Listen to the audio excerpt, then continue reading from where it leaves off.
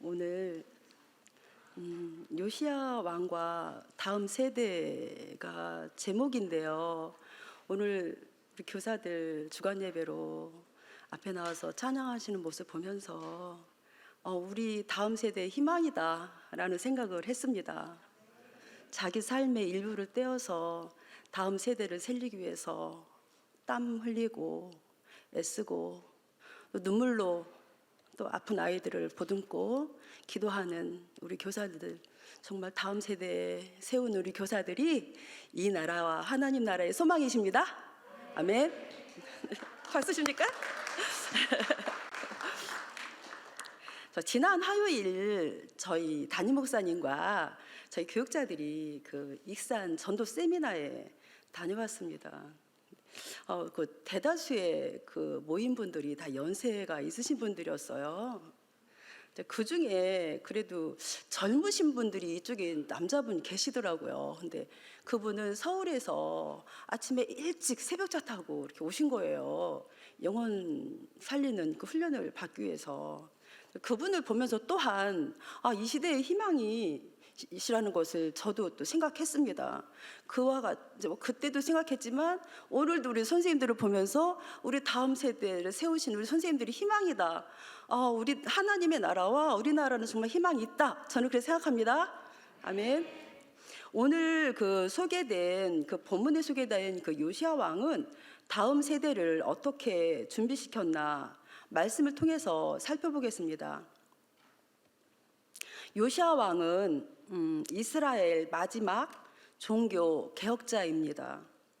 8살에 왕위에 올라서 3년간 통치를 했으며 그 선왕인 두 왕은 할아버지 므낫세와 아버지 아몬이었습니다. 요시야 왕을 좀 더 잘 이해하기 위해서 그의 할아버지 므낫세와 아버지 아몬에 대해서 살펴보겠습니다. 그의 할아버지 므낫세는 하나님의 길을 따랐던 그 히스기야의 아들로 12살에 왕이 되어서 55년간 통치하는데 최장수 왕이었습니다. 그의 아버지 그 히스기야와는 달리 전체 왕들의 역사 가운데 가장 악한 왕이었다고 기록하고 있습니다. 그는 그 바알 아세라 숭배자로서 성전 안에 1월 성신을 위한 제단까지 만들었고 신접한 자와 박수를 신임했으며 종교라는 허울을 쓰고 더러운 자신들의 그 신의 영광을 위한다는 명목으로 온갖 추잡하고 잔인한 짓을 했습니다. 그는 자신들의 신인 몰록에게 자식을 희생 제물로 드리기 위해서 자식을 불에 태워 바쳤는데 그들의 비명을 듣지 않기 위해서 북을 둥둥둥 쳤다고 합니다. 때로는 또 피리도 불기도 했다고 합니다. 성경은 므낫세를 이전의 아모리 사람보다 심했다고 기록하고 있습니다. 아모리 사람들이란 여호수아가 가나안 정복 때 있었던 가나안인들을 말합니다. 더군다나 므낫세는 무리들의 그 무죄한 죄를, 그 무죄한 피를 흘려서 예루살렘을 가득 채웠다고 쓰여 있습니다. 전승에 의한 내용에 보면 선지자 이사야를 톱으로 켜서 죽이는 일까지 자행한 왕으로 알려져 있습니다. 므낫세의 그 잘못된 악행 때문에 예루살렘은 하나님께 버림받게 된다고 예고됩니다. 그 뒤를 이은 요시야의 아버지 아몬은 20살에 왕에 올라서 2년밖에 통치를 못하는데 그의 아버지 므낫세처럼 하나님의 길을 버리고 우상 숭배에 빠진 왕으로 신하들에 의해서 죽임을 당합니다. 아마도 므낫세가 만들어 놓은 그 우상 숭배의 길을 계속 이어가다 보니까 거기에 대한 반발로 이러한 반역이 있었고 죽임을 당했던 것으로 보입니다. 아버지 아몬이 살해된 후에 백성들에 의해서 8살이었던 요시아에게로 왕권이 이어집니다. 8살의 왕위에 오른 요시아는 31년간 통치합니다. 어린 나이에 왕이 된 요시아는 16살 때까지는 특별한 일을 못하고 있다가 왕이 된 지 8년 만에 그 16살 때 본격적으로 조상 다윗의 하나님을 찾기 시작합니다. 할아버지 므낫세와 아버지 아몬과는 다른 길을 갑니다. 요시아 왕은 제위 12년 20살에 종교 개혁을 단행하는데 드디어 요시아의 종교 개혁은 이루어집니다. 역대하 내용에 보면 제위 12년 20살에 우상을 제거하고 유다와 예루살렘을 정결케 하며 종교 개혁의 바탕을 만들어가기 시작합니다. 제위 18년 되던 해 26살에는 힐기야 대사장을 앞세워서 성전을 수리합니다. 선왕이었던 므낫세와 아몬이 성전을 완전히 폐쇄하고 거의 파괴시킬 정도로 방치해 놓았기 때문에 성전을 다시 복귀하는 것이었습니다. 성전을 수리하는 과정에서 율법서가 발견됩니다. 신명기 31장 26절 읽어보실까요? 화면 보시겠습니다. 시작.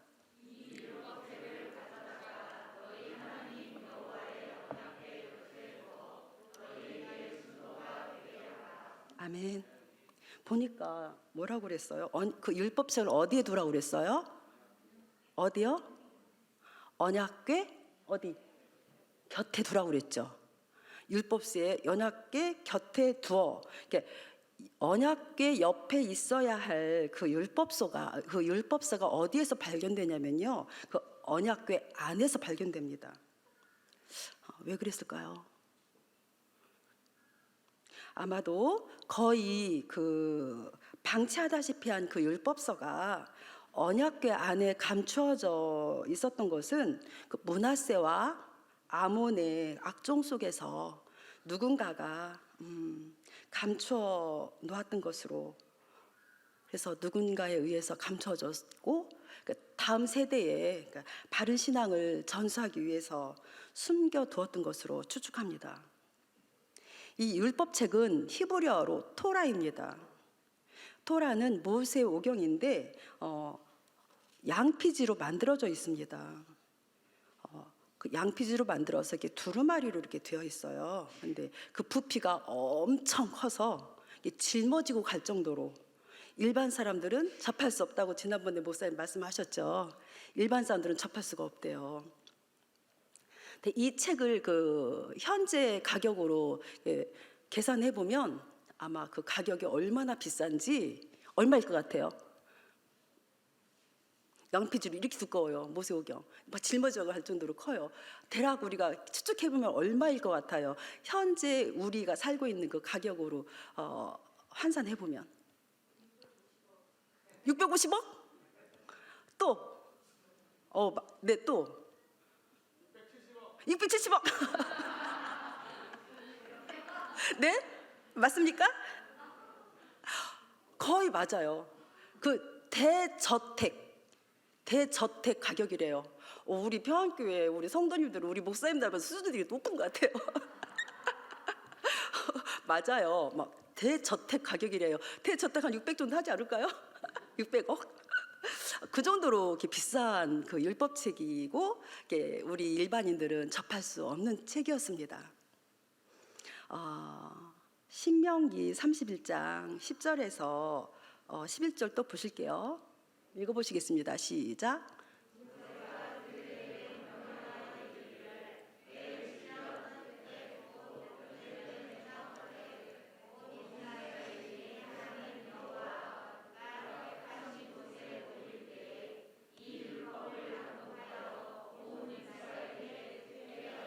멈춰줘 보세요. 그러니까 그 10절에 뭐라고 되어 있나요? 몇 년? 7년, 매 7년? 그쵸. 끝에 곧 연제년의 초막절. 이거는 그러니까 율법책은 그러니까 언제 읽혀지냐면 매 7년마다 초막절에 한 번 읽혀지는 거예요. 그러니까 공개적인 그 율법 낭독은 7년 만에 읽혀지게 된다는 거예요.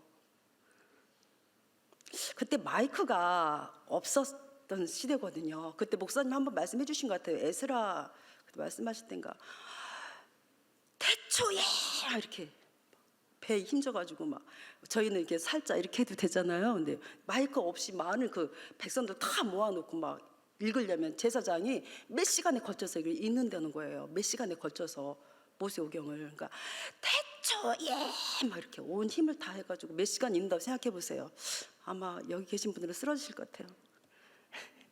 저도 지금 설교 잠깐 하면서도 물을 마셔야지만 하게 되더라고요. 이렇게 하나님 말씀이 읽혀졌습니다. 현재를 살고 있는 우리는 성경이 지천에 널려 있어서 언제라도 볼 수 있는데 그 시대는 그렇게 귀했습니다. 우리는 지금 감사하시기 바랍니다. 많이 읽으시기 바랍니다. 성전 수리 중에 발견된 율법책을 hilkiya는 그 서기관 사반에게 주어서 요시야 왕에게 보고합니다. 이 율법책을 서기관 사반이 요시야 왕 앞에서 읽습니다. 이 율법서를 이렇게 듣게 된 요시야 왕은 세 가지 반응을 합니다. 어떤 반응이었을까요? 첫 번째, 옷을 찢습니다. 옷을 막 확 찢어요.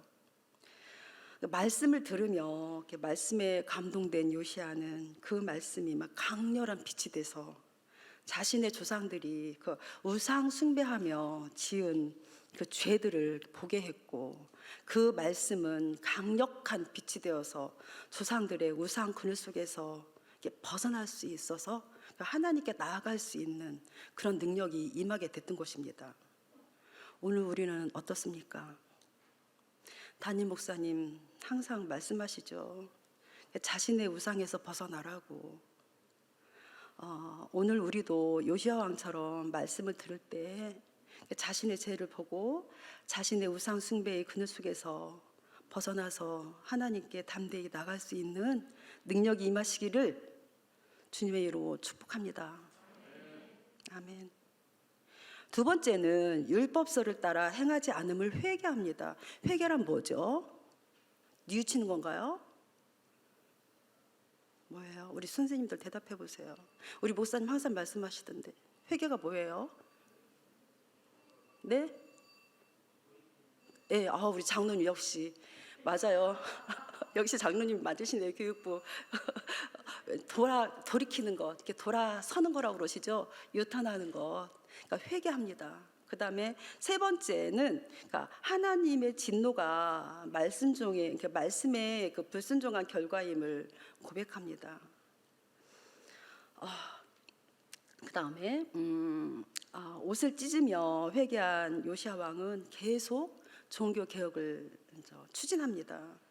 요시야의 종교 개혁을 쭉 읽어보면 막 너무 복잡해요. 막 너무 내용이 많아가지고 정신이 하나도 없더라고요. 도대체 어떻게 되는 건지 무슨 내용인지 잘 모르겠어요. 그래가지고 제가 이번에 이제 말씀 준비하면서 이렇게 많이 앞뒤로 좀 많이 봤거든요. 그래서 9가지로 이렇게 정리를 했습니다. 어떻게 되냐면 1절 보시겠습니다. 1절 성경책 본문책 보시겠습니다. 본문 1절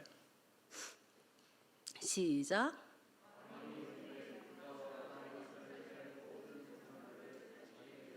네, 아멘.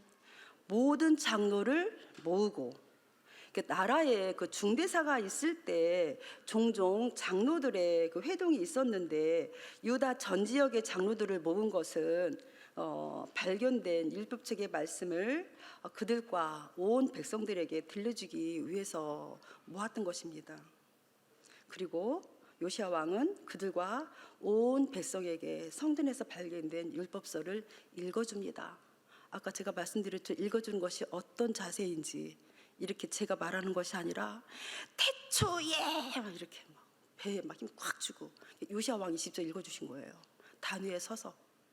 그 다음에 두 번째입니다. 2절 3절에 보면 자, 제가 중요한 부분만 말씀드릴게요. 노소를 막론하고 그 언약을 따르기로 하니라.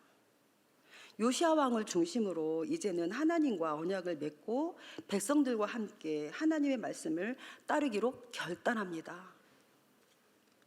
결단이 주는 의미가 뭘까요? 회개겠죠. 돌아서는 것. 자, 2절에 보면 이렇게 노소를 막론하고 이때 요시야 왕은 다음 세대를 준비시킵니다. 바로 이때부터 다니엘과 친구들, 어린 제사장 에스겔이 길러지고 있었습니다. 말씀을 들으며 마음이 뜨거웠던 요시야 왕은 이들에게 그 말씀을 읽어주었고 그들과 함께 하나님 앞에서 언약을 했습니다.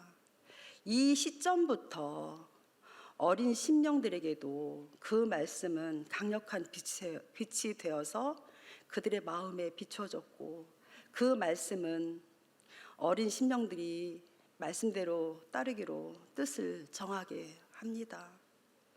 이 어린 소년들은 포르기에 끌려가서 이방 나라 바벨론에서 풀무 불구덩이에서 사자 굴 속에서 신앙을 지키며 살아낼 수 있었습니다.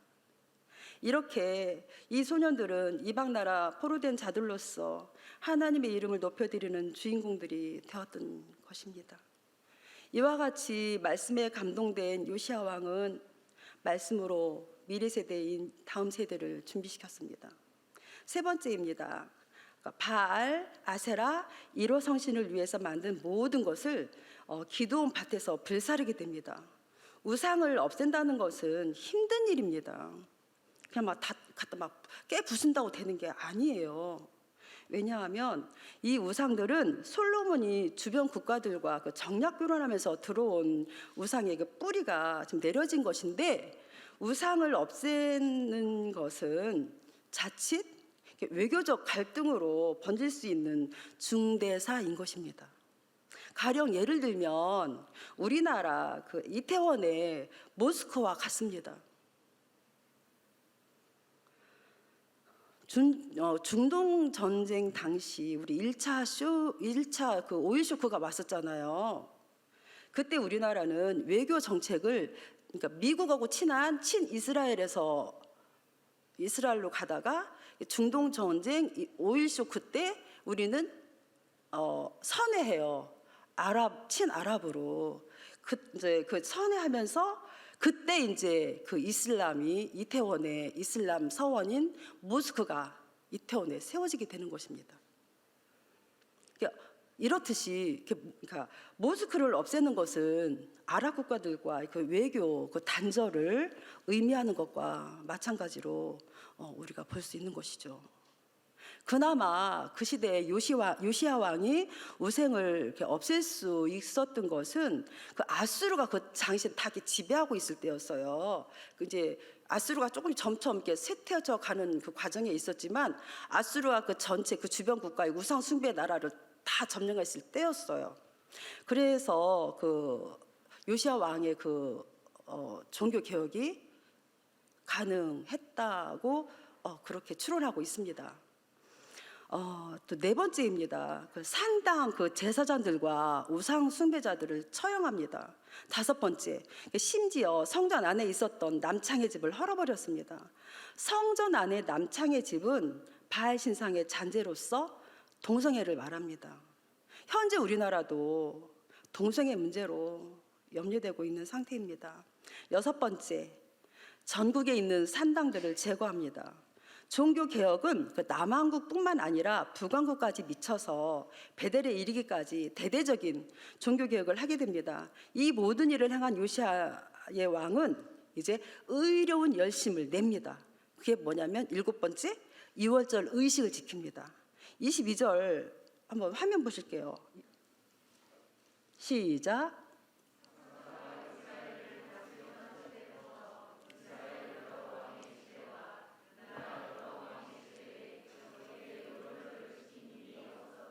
아멘. 그 나라를 그 옛 누르로부터 정결케 한 다음에 자신을 들여서 율법서의 말씀 따라 유월절을 지킵니다. 성경은 요시야 왕의 유월절 지킨 것을 두고 사사시대 이후 율법서대로 철저하게 지킨 일이 없었다고 기록하고 있습니다. 유월절이란 뭐죠? 다 아시죠? 출애굽을 기념하는 절기로서 시내산 언약의 그 회복을 표현합니다. 이것은 이스라엘 신앙의 기본 바탕이고 거기서부터 하나님과의 관계이고 하나님께서 원하시는 삶의 방향을 분명하게 할 수 있다는 점에서 유월절을 성대하게 지켰다는 것은 이스라엘 신앙을 회복했다는 것과 하나님과의 관계가 회복되었음을 말해줍니다. 즉 예배의 회복이었습니다. 요시야의 개혁은 계속 이루어집니다. 8번째입니다. 율법서를 따라 신자판자, 점쟁이, 드라빔 우상에 가증한 것을 모두 제거합니다. 9번째입니다. 3절 다 같이 본문 보시겠습니다. 시작. 본문 성경책 볼게요. 시작. 왕이 단위에 서서 여호와 앞에서 언약을 세우되 마음을 다하고 뜻을 다하여 그의 계명과 법도와 율례를 지켜 이 책에 기록된 이 언약의 말씀을 이루게 하리라 하매 백성이 아멘. 언약의 말씀을 이루게 하리라. 또 마음을 다하고 뜻을 다하고 계명과 법도와 율례를 지켜 기록된 언약의 말씀을 이루게 하리라. 이 결단을 딱 말씀 앞에서 합니다. 마음과 뜻과 힘을 다해 모세의 모든 율법을 따라 여호와께 돌아오도록 영적 대부흥을 일으켰습니다. 말씀을 정리하겠습니다. 이렇듯 요시야 왕의 빛나는 업적은 우상 신상과 산당들을 깨부시고 불사르고 심지어 빻아서 가루까지 만들어버리는 대대적인 종교 개혁을 합니다. 당시 우상 숭배를 했던 백성들의 마음을 하나님께 돌아오도록 했습니다. 그리고 정말 중요한 것은 어린 다음 세대를 준비시켰습니다. 말씀에 감동되었던 요시야 왕은 앞뒤에 그 캄캄한 한 시대의 한 줄기 빛이 되었던 것입니다. 요시야 왕의 개혁과 함께했던 그 말씀이 저 포로 시기에 어린 소년들이 말씀을 붙잡고 뜻을 정하게 했습니다. 그 말씀은 예레미야와 에스라를 통해 다시 한번 성전 재건의 원동력이 되었고 유대 민족을 지켜냅니다. 우리도 요시야 왕 같이 내 자녀에게 강력한 빛이신 그 말씀을 읽어주고 내 자녀는 그 말씀을 청종하도록 습관을 길러줘야 합니다. 미래 세대인 다음 세대를 그 준비 우리는 해야 합니다. 이 길만이 죄악이 가득한 캄캄한 세상 가운데 한 줄기 비칠 수 있는 빛인 것입니다. 하나님 말씀 앞에서 살았던 요시야 왕과 같은 그 한 사람을 통해서 하나님은 이 세상을 바꾸십니다. 물고기가 거슬러 올라가듯이 나와 내 자녀는 하늘나라를 향해서 십자가를 향해서 거슬러 올라가야 합니다. 하나님의 진리의 빛은 꺼지지 않는 다음 세대를 통해서 일어나게 하십니다. 살리는 성령의 역사는 말씀으로 세워진 다음 세대를 통해서 요시야의 왕을 이어가게 하십니다. 저희 교회도 다음 세대를 길러내는 평안 어린이집이 있습니다. 평안 어린이집에서는 매일 예배를 드립니다. 저희 교육자들이 돌아가면서 설교를 하는데 말씀을 듣는 그 어린아이들의 그 초롱초롱한 눈망울을 보면서 우리의 다음 세대는 희망이 있다고 생각합니다. 저희 평안교회도 평안 어린이집과 연계해서 다음 세대를 길러내는데 힘을 모으고 있습니다. 담임 목사님의 다음 세대를 향한 의로운 열심은 나무로 된 십자가를 손으로 직접 이렇게 만드셔가지고 모든 아이들에게 나누어 줬습니다. 저희 유치부 아이들은 그 나무 십자가를 세워놓고 날마다 각 가정에서 부모님과 함께 큐티하며 말씀으로 세워지고 있습니다. 저희 유치부 준비한 영상 보시겠습니다.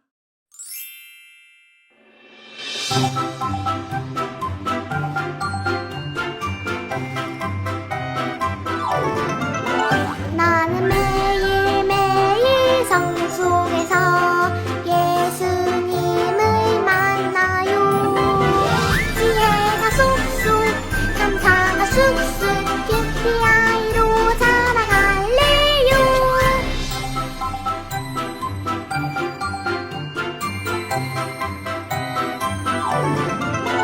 나는 매일매일 성속에서 예수님을 만나요. 지혜가 쏙쏙 감사가 쑥쑥 깊이 아이로 자라갈래요.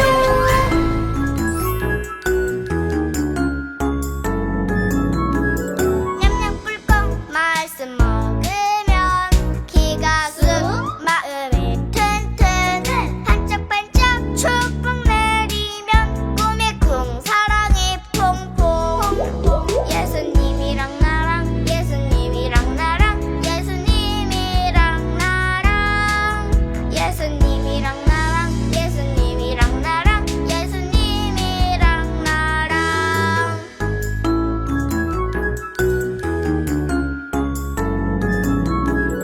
자꾸자꾸 예수님 생각나 힘이 팍 지혜가 쏙쏙 총총총총 말씀만 따라요 왼발 쿵 오른발 쾅쾅 예수님이랑 나랑 예수님이랑 나랑 예수님이랑 나랑 예수님이랑 나랑 예수님이랑 나랑 예수님이랑 나랑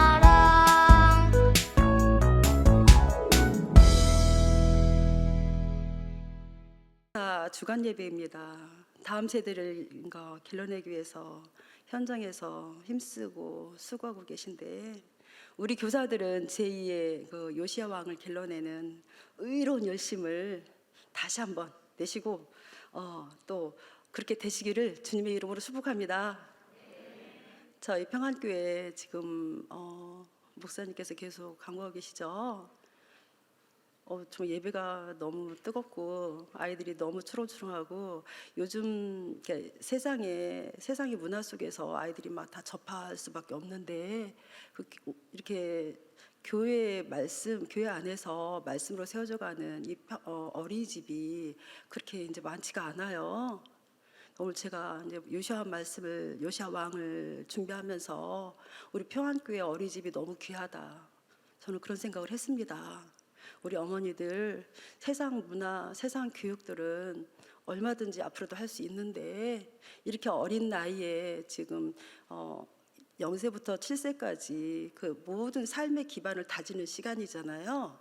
그 시간에 말씀으로 꾹꾹 채워서 이렇게 키워주면 이렇게 제2의 다니엘 친구들, 에스겔과 같은 그런 하나님의 이름을 높여드리는 그런 인재들이 우리 평안 교회에서 나올 것을 믿습니다. 아멘. 다 같이 기도하시겠습니다.